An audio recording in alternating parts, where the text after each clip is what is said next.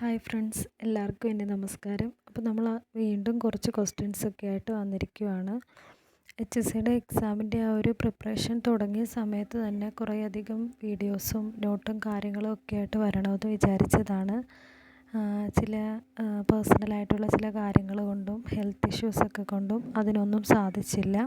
ഇപ്പം നമുക്ക് പെട്ടെന്ന് കുറച്ച് ക്വസ്റ്റ്യൻസൊക്കെ ഡിസ്കസ് ചെയ്യാം. ഈ ക്വസ്റ്റ്യൻസ് എല്ലാവരും നോക്കുക, നന്നായിട്ട് പഠിക്കുക, എക്സാമൊക്കെ നന്നായിട്ട് എല്ലാവരും അറ്റൻഡ് ചെയ്യുക. കൂടുതൽ ക്വസ്റ്റ്യൻസും അതുപോലെ HSC നാച്ചുറൽ സയൻസുമായിട്ട് ബന്ധപ്പെട്ടും KTET എക്സാമുമായിട്ടൊക്കെ ബന്ധപ്പെട്ട് ക്വസ്റ്റ്യൻസിന് വേണ്ടിയിട്ടും നോട്ട്സിന് വേണ്ടിയിട്ടും ഈ ചാനൽ എല്ലാവരും സബ്സ്ക്രൈബ് ചെയ്യുക. അപ്പോൾ ആദ്യത്തെ ക്വസ്റ്റ്യൻ എന്ന് പറയുന്നത്, വർഗീകരണത്തിന് ഒരു ശാസ്ത്രീയ അടിത്തറ നൽകാനുള്ള ആദ്യ ശ്രമം നടത്തിയത് ആരാണ്?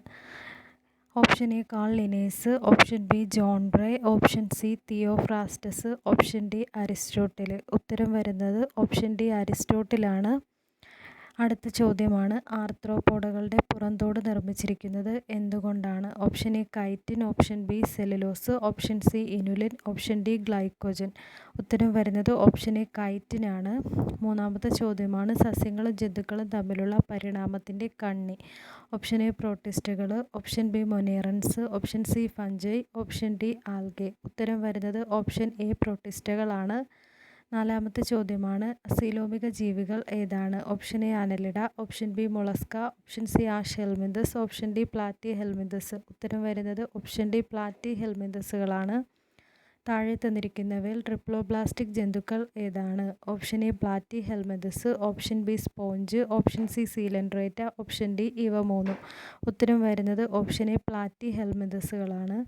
കോശതലത്തിലുള്ള ജീവികൾക്ക് ഉദാഹരണം? Option A coelenterata, option B platyhelminthes, option C സ്പോഞ്ചുകൾ, option D annelida.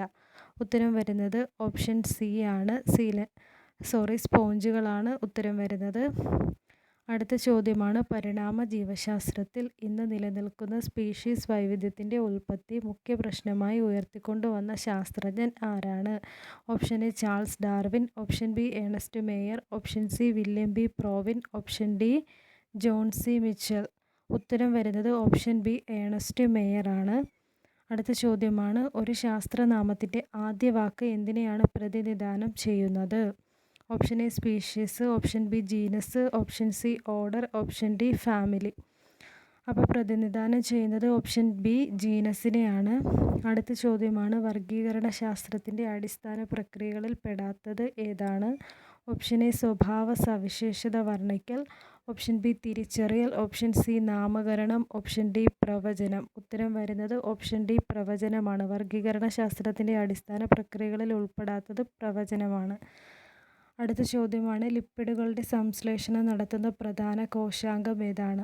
Smooth endoplasmic reticulum, rough endoplasmic reticulum, റൈബോസോമുകൾ, മൈറ്റോകോൺട്രിയ. ഉത്തരം വരുന്നത് സ്മൂത്ത് എൻഡോപ്ലാസ്മിക് റെറ്റിക്കുലമാണ്. ഹൈഫകളുടെ ശൃംഖലകൾക്ക് പറയുന്ന പേരെന്താണ്? Option A flagella, option B mycelium, option C കപടപാദം, ഓപ്ഷൻ ഡി കൊനീഡിയ. ഉത്തരം വരുന്നത് ഓപ്ഷൻ ബി മൈസീലിയമാണ്. അനുകൂല സാഹചര്യങ്ങളിൽ സ്ലൈം മോൾഡുകൾ കൂടിച്ചേർന്ന് വളർന്ന് അധികം സ്ഥലങ്ങളിലേക്ക് വ്യാപിക്കുന്നു. ഈ കൂട്ടം അറിയപ്പെടുന്ന പേരെന്താണ്? ഫ്രൂട്ടിംഗ് ബോഡീസ്, രേണുക്കൾ, പ്ലാസ്മോഡിയം, പെല്ലിക്കിൾ. ഉത്തരം വരുന്നത് പ്ലാസ്മോഡിയമാണ്.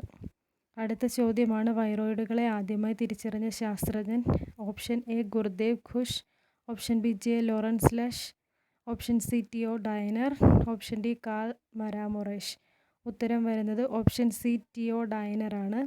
അടുത്ത ചോദ്യമാണ്, വിവിധ ജീവികളുടെ പരിണാമ ബന്ധങ്ങളെ അടിസ്ഥാനമാക്കിയുള്ള വർഗീകരണ വ്യവസ്ഥ?